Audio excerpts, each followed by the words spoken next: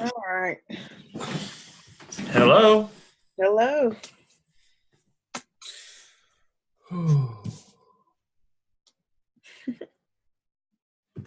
Let me see. Maybe I should text So, you emailed her. Let me see. I'll text her. Let's see.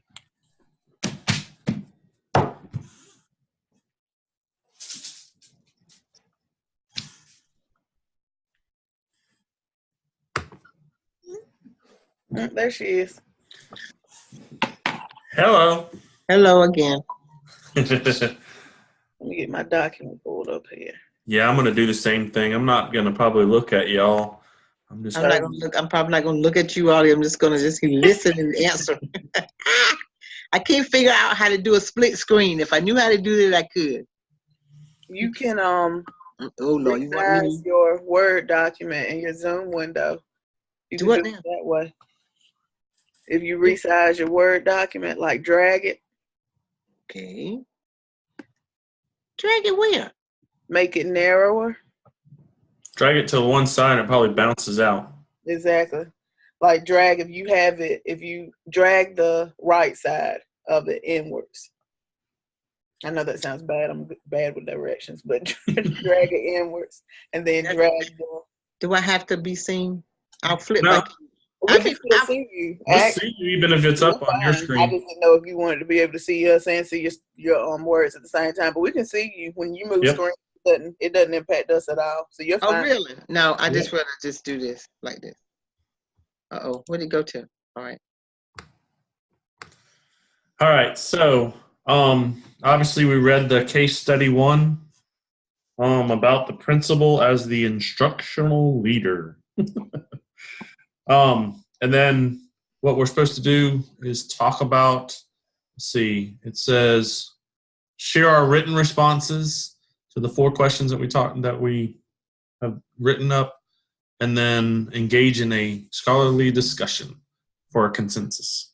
Okay. So the first question was, what do you think of the way that James handled his particular situation considering his limited background? So I said, I thought he was a good leader, but I thought that he jumped too quickly in believing that he had reading score problems when he had no evidence of that whatsoever.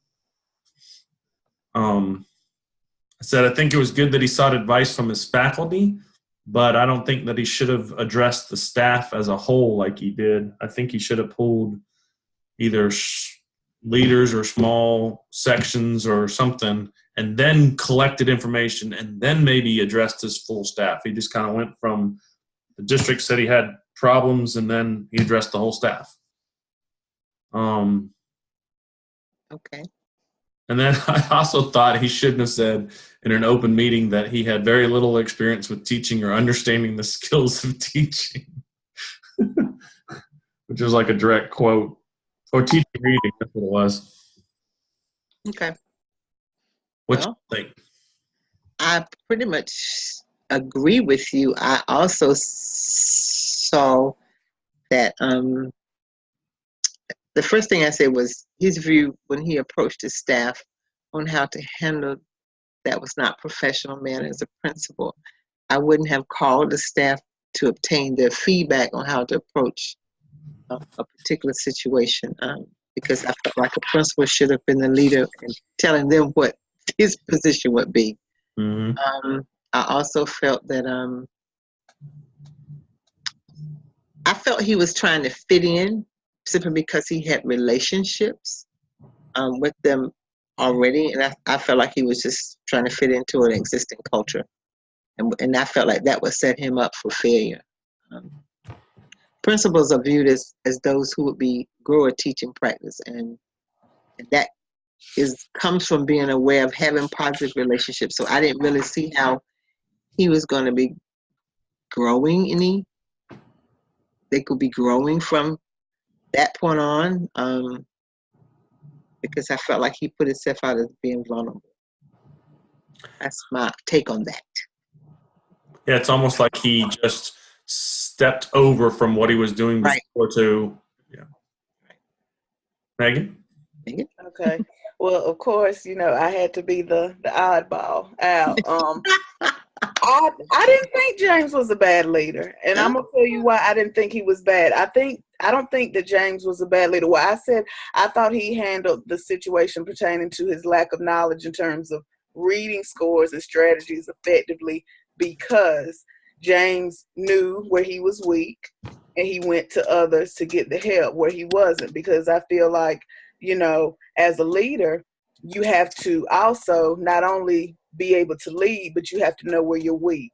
And James clearly said, I don't have a background in reading. Clearly, I have a background in rapport and in discipline and in the instruction of PE and strategies pertaining to such. But when it comes to reading, that's not my area of expertise. So the fact that he then went and incorporated the reading coach, who that is her area of expertise, and took what she said, and then also engaged himself in what she was doing, I feel like he totally immersed himself in what she was doing. So in that, he was actually growing himself and also growing the teachers. To me, that's what made James effective, not because he, didn't know, because I feel like as a leader, you would be crazy to think that you're going to know everything, because that's not realistic. You taught what you taught, and that was that. You're not going to be an expert on math if you taught history, but understanding, hey, I have these people in my building who let me go and seek their advice. Now, in terms of James, being so candid with his faculty, I think in different areas he may not have done, he probably shouldn't have done that. But I think that it was good that he was honest with them. I think it was good that he had those transparent conversations with them, because I think had he not, he would have looked unapproachable to a sense. And it would have almost looked as though he wasn't being forthcoming with the information that he had. You know what I mean? And in terms of him getting the information, the case study said he sat down with the superintendent and got this. So the superintendent's information is based off data. We can say that wholeheartedly. So we can take that. I don't think it was a bad thing that James was willing to listen to his colleagues, or the people that worked in the school with him, because I think, being a good leader means that people feel comfortable enough talking to you and telling you their concerns and their issues, so that you can take those things and really modify what needs to be modified. So I think that's what made him, good or effective in that regards. But again, I'm the oddball. I guess for me, I'm thinking that it was a huge risk. It is. I do agree with you that he needed to be transparent in some respects and find a way to address the whole staff to get them on his side, that kind of thing. But I felt like he didn't collaborate with anybody in the group. I agree. He didn't I agree. That was something that I said. Well, I think we're jumping, but when we're jumping. So we're just down the line. Yeah, we kind of jumping to the third thing. Some of the things that he didn't do well, I think not collaborating individually with each of the teachers was one of the things that James struggled with. I think in a sense, and like, David and I were talking earlier, one of the questions that I had was, is Webster School a high school or is it an elementary school? You know what I mean? So at first I was looking at it from the perspective of a high school. And if it was a high school, he risked, isolating the math teachers, the science teachers, into thinking that maybe what they were doing wasn't as important. But to combat that, I think if he had an incorporated literacy across the entire school, that in verse would have helped everyone, or instructional strategies. But I'm jumping, so I'll hush. Yeah, I kind of said that too with that one. Okay. I guess the other thing, though, is I wasn't willing. I didn't get the impression that anybody used any data to get the information that reading was a problem. You know what I'm saying? I know you said that you're assuming that the district was giving that information. And I think that's okay to assume that. But I also, being a person that I am, I'm like, okay, show me the data. Show me where, like, you're telling me this is a problem. Show it to me where you're seeing from a district level so I can see that and then look at it. Because one of the things that struck me when I was looking at it later on, and I know, again, now I'm jumping to question number 4, but I was like, the whole beginning of the paragraph was talking about how it wasn't a great place to work, and kids were rowdy, and teachers were tired. So I'm thinking that doesn't have anything to do with reading right off the bat. Like, I don't know. And maybe because this was my first case study I read, I thought maybe the whole purpose of that paragraph was to set the stage of the school for us to understand the culture of the school. I don't know. I'm curious to read more case studies to see if they're all structured in that way, where they begin with, setting the stage of what the culture of the school looks like and then diving into the situation, so to speak. But then again, if that's true, he didn't do anything to address the culture of the school. Yeah. Go ahead. Well, you want to know what sounds ironic? What's This that? sounds just like Marshall's Lakeview. Yeah. I'm just being honest. It sounds just like the setting, the culture, the setting that I'm in, because I'm being in it didn't say alternative setting, but that's pretty much what happens in a setting where there's a lot of issues already going on, and teachers get tired, everybody gets frustrated, and the principal has to, or the admin has to still maintain a leadership role and still work towards student success, keep teachers happy, and make sure that they stay involved as a teacher. So the second problem we talked, like you all were talking about reading, I felt like he should have had a school improvement team. I'm sorry, you guys, because just like he said, David, I don't know where he got this data from. I felt like if he'd had a team of people together, if he had that nice little stuff we had to do in class, which was have a written action plan with some timelines, maybe that would have been a different way for him to evaluate whether it was going to be effective or not. And But then, to tell me if I'm wrong, are we looking at the question then for what it says, since it says, how did he handle this particular situation, considering his limited background? Are we taking into consideration too many variables that we weren't given? You know what I'm I looked at that too, but I also said somewhere down here he should have gotten some more training. I'm sorry, but I really no, you're not wrong. You're not wrong. I said he should have gotten some more training, and I commended him for stepping into that role with what limited training he had. But I think I would have, if that was me, I would have actually put myself in more training. I would have gone to school. I would have did everything I could to align myself with stronger principles as my coaches and stuff. Well, he sort of kind of said it, but when he said he went with the reading coach to all the conferences and he went to all the meetings with her, and he did he should have gone with another principal, not a reading coach. I've jumped the gun. I mean, I think we're ready for two. What do you think, David? I think we're ready, because that's two. Well, one of the things I think that's interesting about this is that this is not, this is probably a possible scenario where somebody who's been a leader in the school and run one role and is trying to transform themselves into a different role. And I think Marcel said correctly, he really didn't transform. He just what his strengths were and didn't evolve into something that's different or better. So whereas I think on one hand, going to the reading coach is a great idea, I also think, like a school improvement team, he didn't talk to, like she said, the leader of the science department, the leader of, he didn't pull in different sections of the school. No. I'm really going to jump now, but when I went to the, which section, I said, pooling professional learning communities for overall behavior in the school, math skills, reading skills, test scores, scheduling, assessment, statewide testing. I mean, there's a lot of things that he should have just looked at before he jumped into, okay, this is the problem, and I'm going to solve it by talking to the person who's an expert in the area, and she's going to tell me everything I'm going to do, and I'm just going to do it, which is what it read to me like.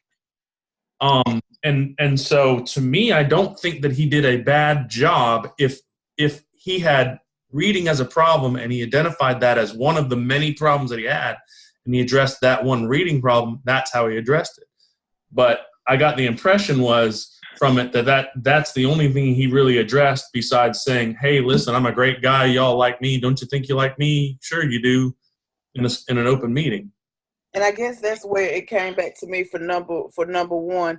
How, what is the question asking you? Are we talking about how he handled just his transition in general, or are we talking about how he handled the two issues he was faced? That's what came into me. I didn't look at it in the whole of James in general as a leader. I looked at it as how he responded to this one issue, not his overall issues. Because I agree, everything you all are saying is correct, but I looked at it, if we're looking at the issue of James and the reading scores, was what he did effective? I just looked at it as him stepping into trying to infuse himself in the role as a person, and adding everything that goes with that role, being, he's getting his school up to par and passing grades and walking in the role as a principal. Because I was, when it's kind of interesting too, because this paper kind of goes in line a little bit about what my goal was, infusing literacy and reading into the school, because as a principal, the school improvement plan has to look at all the other subjects.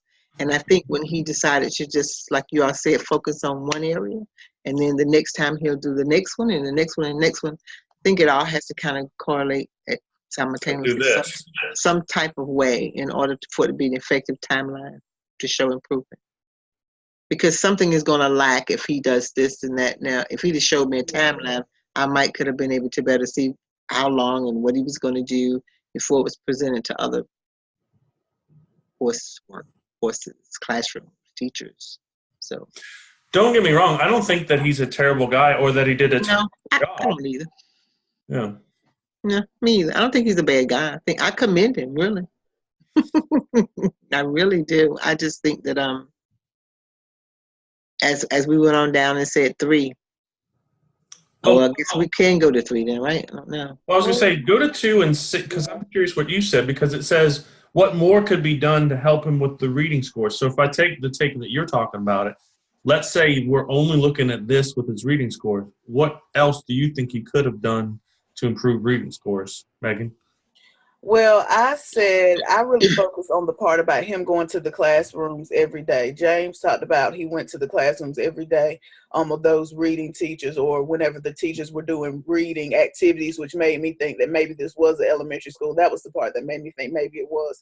But I thought that it would have been beneficial had James been more intentional in going into the rooms, maybe engaging with every teacher individually, because it says sometimes he engaged with the teachers individually. I think that he should have engaged with the teachers individually, regularly, as opposed to just sometimes, because I believe that James would have been able to be more impactful in talking to these teachers about some of their instructional strategies had he been direct in his conversations with them. Had he been able to say, hey, I'm going in your room, and then after I leave your room, or this afternoon or tomorrow during your planning, we're going to sit down and have a conversation about what I saw. I didn't think James needed to go into the rooms every day, but when he did go into the rooms, I think it would have been helpful had he had those conversations with them. What else did I say? I thought, again, like I said, he could have talked about the strengths and the weaknesses with them. And then I thought it would have also been beneficial for James to provide specific assistance for all the teachers that he observed, as opposed to just some, because it talked about how he gave assistance to only those that were struggling per se. But I think it would have helped had everyone been given some assistance, whether it be just, PD on instructional strategies or reading strategies. I think everyone could have benefited from some form of assistance. That's what I thought of that part. Okay. I thought, after looking at it, and then I was just even listening to you, I felt like he could have pulled the PLC of different members and kind of done what we were talking about, where he created an action plan to do it and have goals and success criteria to see if they've met those criteria. I got a lot of impression that he and the reading coach ran around a lot and did things together, but I wondered at times who was in charge of making this occur. Was it Claire? and all the things that she had done, and she just kind of fed it to him, and he just did it? Did he, or, was there a collaborative effort at all with the staff? Which I know we don't know. We're making assumptions, but I would have wanted to see, staff collaborated with ideas for an action plan. These are things that we're going to do to improve our reading. Do y'all agree? How do we get them to buy in? All those kind of things. So I thought that again, I'm a data-driven person, so I felt like he should have been more of a data-driven and more, let's write down on paper what the goal is and how will we know if we're successful if we reach it, and where are our current reading scores, where can we get our reading scores to, how do we want to move that as a staff member, as a staff to get it there, kind of thing. And all I really saw when I read it was he and this lady went to a lot of conferences. She told him what to do, wrote memos for him, which he read out loud in meetings. And in line with what you were saying, David, and I agree with you too, Megan, but when nuts and bolts are all put together in the very end, principals are supposed to be able to grow the school. So he can't go and I don't feel like he had enough to show whenever he met with all the other principals, and he had to prove that and show how his scores did increase. And they look at how he does things. Principals are graded on whether they do an action plan, put a team together. So what I said in additional was like having additional resources to help the school improve. Could be provide building additional professional supports in the school. For the teachers, provide teacher instructional coaches. Some of that was probably there, but grade level team meetings, provide of course, professional learning communities that could be geared towards student importance and allowing the teachers to visit other teachers' classrooms in the district and out of the district and get feedback from them. And then I felt like he could work on the environment and the culture of the school to help the students from being bored, like they had talked about in the beginning, and trying to help foster different situation relationships so teachers would not be tired and frustrated. Maybe have them go into conferences and get more parents involved to have support groups, because not only did he have to grow the school reading scores and take on a role, he had a whole nother community of people to get involved as well. He also had to address, like I said, the culture, the feelings, environment, and stuff to make sure that everybody was positive or staying above water. All that comes together, I think, with instructional strategies. I know that sounds crazy, but I think that goes hand in hand with everything that you just said. I think if he put himself in a situation where he provided these teachers with the proper strategies and tools and resources, then they would be able to be productive. I think that's part of the problem. The problem with the scores, I mean, granted, the kids are the one taking the test, but the instruction is as important. There's not a correlation between the instruction that the kids are getting. So that's why I said they needed some instructional PD. I really do think that's part of what they needed. That to me, that's got to be one of the biggest things that come into play with James's school, because if the teachers are presenting the information in a productive way, then they're not going to get it. And if we're talking about behaviors and attitudes and kids' response to things, if kids are engaged, then their behavior is going to be better, right? And they're actually going to retain the information as well too. Studies prove that engagement is just as important. Well, I don't know. I'm coming out of an alternative setting with behavior. I taught English too. I taught English for 5 years. So, it worked because I taught the kids that you taught. I taught them too. So when they were engaged, their behavior was better. It was way better. But see, I would be afraid. I completely agree with you. And what I heard you say too was that you thought teachers needed those instructional strategies. And what I read was he went and learned them all and then kind of met with people, but he never brought them to the conferences, never brought teachers to learn, or he didn't do the PD like what you were saying. And to me, what that eventually might create, what I'd be worried about, is an elitist kind of concept that, the administration gets to learn all that, we don't know, and then we get yelled at all the time, kind of a thing. Okay. Yep. Yeah, I think that's part of James's disconnect is that, like you said, he had all of this information, but he didn't relay it to the teachers, and it didn't say anything about the reading coach or James having the reading coach do these professional developments with the teachers or anything like that. Because I mean, how do you expect teachers to raise test scores if they don't know how to teach? I mean, not trying to say, you know what I'm trying to say, if they don't know No, you're how to, right.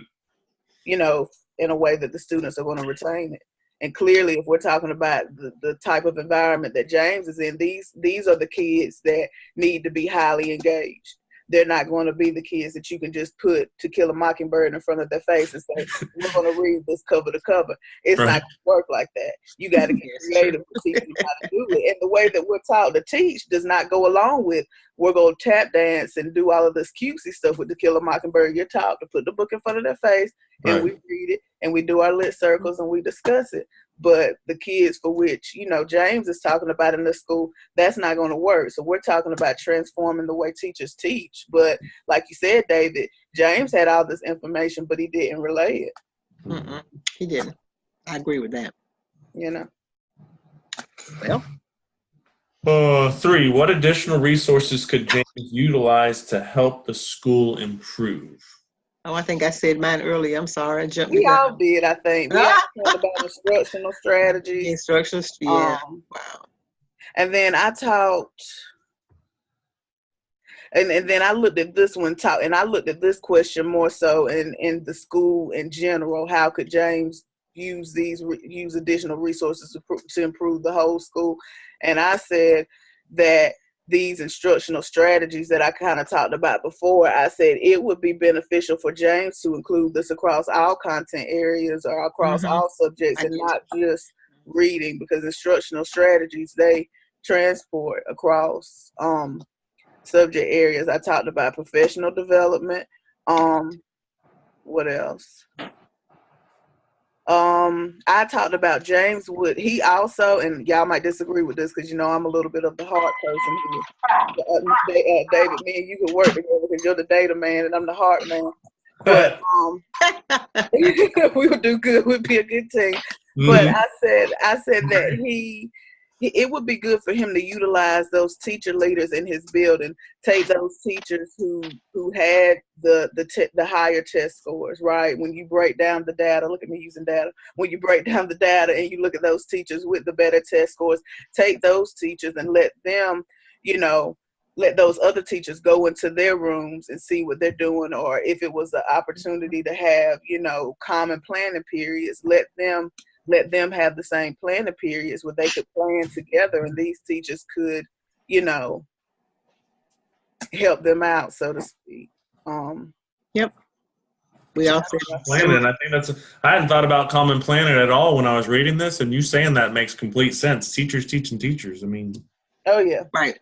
That works. You don't want to listen to somebody who hadn't done it or hadn't. And I almost wonder how receptive would the teachers be taking this information from James. Number one, knowing that he just became a principal, and number two, knowing that all he's ever taught is PE. So I think that they would be more receptive. I mean, not saying that anything's wrong with that. I agree with you. You know, I think that's the truth.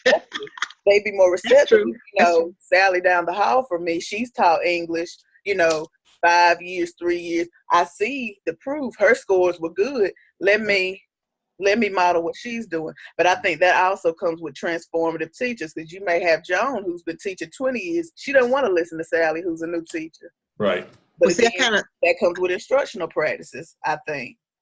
I agree with all of that. And I added, get the teachers out of the building and go in the district into other schools to get other feedback from other. As long as the school is like theirs. Well, because and that's just me. I don't think, and maybe it's just me talking from the district that I'm in, you're not going to go in two schools that are alike within this district, even if it's two high schools with the same number of kids. The demographics are different. The socioeconomics are different. All of that. Now, I wasn't saying going into the schools from that point of view. I was actually saying as far as professional learning communities, professional development days go into other schools, because I'm pretty sure in that district there had to be some. I'm just kind of thinking out the box. There had to be some other schools that had some teachers that were strong in literacy, and if the teachers were tired, they might have needed a break anyway. They might have needed to get out and go here and see what other teachers may have been doing to improve their classroom, who may have been doing things better. I agree with pairing this stronger teacher in the school with another as an instructional coach. That's what I had put in there on mine, but I think they should get feedback from other areas as well outside of that school.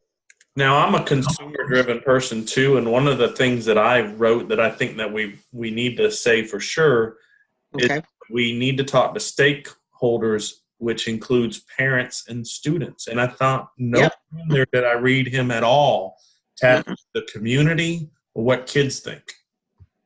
Right. I put in that he needed to have more conferences to foster more positive parental support groups. That's yeah. Yeah. Okay, we got 10 minutes left on our record. So okay. What could we be, because it'll stop on us, I bet. What could we be sacrificing, if anything, by placing an extraordinary and an emphasis only on the reading program? I said that we would be sacrificing an improvement plan that would show growth across all the areas where the reading should have been infused in the other core subjects. And I don't think the candidate really was lacking too much by focusing on reading, because it appears that the scores for the school had to be improved and they had to show growth. But I think he should infuse it across all areas. I agree. That's what I see. I agree. Simple as that. I was pretty negative. I said there's no telling. I mean, I know, surprise, right? Yes, I am, David. Okay. I said there's no telling what issues that he may have looked or didn't address because he didn't really look for anything. You know, and he just took the word of somebody else and then went and fixed it. So in addition, I also thought that the fact that it said over the next few years. So think about that. He had, and I assumed it was a high school. He had 3 years that went by before he looked at any other improvement of any other section in the school. Okay. That's where I think you and I are talking about, like, you've got to do it all at once. You can't just do this one thing and think that that's going to be the pill that fixes everything across the board. You've got to do a lot more at one time happening at the same time that you got gauges of goals and success to determine, okay, that didn't work, but this did work, but this isn't working, but this is, you know what I'm saying? That's what scared me, is I thought, okay, so for 3 years, if my kid was at that school and you focus really, really hard on reading, except for my kid wants to be an engineer, he'll be a great engineer, but he won't know any science and math. It's true. He maybe have to read a little bit. Okay. All right. Yeah. Oh, well, okay. Meg? No, I agree. I agree completely. But, you know, again, I taught English, so I got to play devil's advocate, not saying that I agree or disagree. But you heard, you know, older people say, you know, what is it, a jack of all trades, master of none. So yeah. At the same time, James will have to be careful with that, too. If he's got his hands everywhere in the pot, then, you know, what is he gaining? But I think it would benefit. It would have been nice, and again, this might be going off on a tangent. If I think somebody said earlier, him utilizing all of the different instructional coaches in his school, if he has them, you know what I mean. So I think it would be important for James to really. I know, like y'all said, he put too much trust in the reading coach. But I think that's the whole purpose of having these instructional people in your school. You trust them to a certain extent to do what they're hired to do. You know what I mean? Well, so you said if he had them, you know, the if parents he had like other coaches, if he had a math coach, if he had a reading he had a reading coach, if he had another instructional coach, or like what my job is, like a technology coach, you know, utilizing these people who clearly are masters at their craft and really allowing them the leeway to take their expertise and do what they're trying to do. Just another thought. Parents like them too. And when I said incorporate or foster parental support groups, maybe he could have just formed a PTA and let them raise money if he didn't have any, to hire the coaches. But do you think in a school like James's, where he talked about all of those issues, do you think those people go come in, or do you think they go bring money with them? Well, in the beginning, didn't it say that the parents loved him too? They loved him. They but they like Yeah. they push for him. So. Yeah, if they loved him, they'll bring some money in there. You think so? For the PTA? Mm-hmm. Yeah, Okay. I think so. James School is kind of like, well, let me hush because we record. But Okay.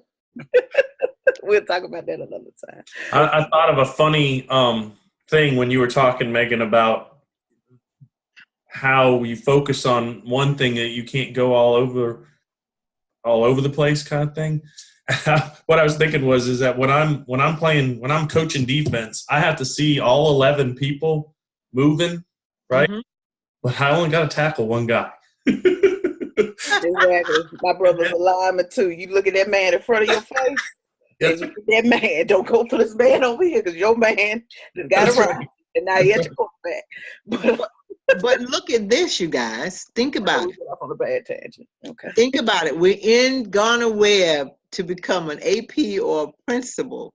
They have to tackle all of this. I They think have too, though, but they I have think to wear many hats. They Have do. to. They do, but I think a part of a good leader is having good support, and you can't do it all. You Nope. cannot do it all. So Okay. you gotta have people in place who can make it happen. That's my true belief on that. Well, and I think his strength was, and that's where you keep going back to, and I agree with you. His strength is he was able to pick people to help. He leaned on her too hard. Now I agree. He leaned on her a little too hard, but you know, But I agree. He did have the strength to pick people. I agree. he did. And he recognized, hey, I can't do this by myself. I can't Right. do everything. I gotta dilly out these things. I gotta put my trust in other people that I'm putting my heart and soul into the right people to do the right thing. And I'm sure a good leader, you go check behind them and you gonna know what they're doing at every step. But you can't what's the word I'm looking for? Micromanage. But he didn't have a team. He just had one person. But anyway, one don't constitute a team. But I leave that alone. No, I leave that alone. He didn't have a team of people. Okay. Okay. I think we've done a great job tonight. I think Yes, so. Do we agree? I think we're supposed to talk about that too. What did we come to? I think we've done a great job. Consensus is, I think I've heard us agree and disagree to agree. How about that? Yeah, I think so too. I think there's lots of things that we agreed upon. Definitely things that he should have looked for, but also that he's not the worst principal you've ever seen in the world. No. No, he's not. And I think to be new and to be in the environment he was in, not to give him any passes, but I mean, I think he tried. Mm-hmm. I'd be curious, like you said, David, to see what his scores look like at the end. I know. What his math and science and what everything else looks like too. Because it begs Everything else went like I this. wonder though, it begs the question, was math and all this other stuff, was it where it needed to be? And if that's the case, then what is the English department doing, that's not as strong as what the other departments are doing? I know that managing is difficult because if you go too far one direction, you got to pull back, and if you go too far the other direction, you got to pull. So it's a balance. Right. I am glad that Garner Webb put the three of us together, and I think we said this before. Me too. We'd be a nice little team together. I was thinking about it. Maybe we should all get a school together. I'm sure they're gonna like that one. But anyway. Stick us all together. David, you do all the data. Yes. Yep. I'll come and say, well, you said we did good. I'm like, we did. But now if we're asking, if you want me to report it, we can report it this way and it'll look Yeah, he'll be like, yeah, you went where? Clank, clank, James. I'm just sitting here reflecting on about how were we in class. I'm thinking of the character of Dr. Stedman, Crawford, Lamb. Everybody has a different character, and I can see some of that in all three of us. Yeah. We're not all alike, that's for sure, just like they aren't. So that's a good thing. Yeah. Strengths with each of us.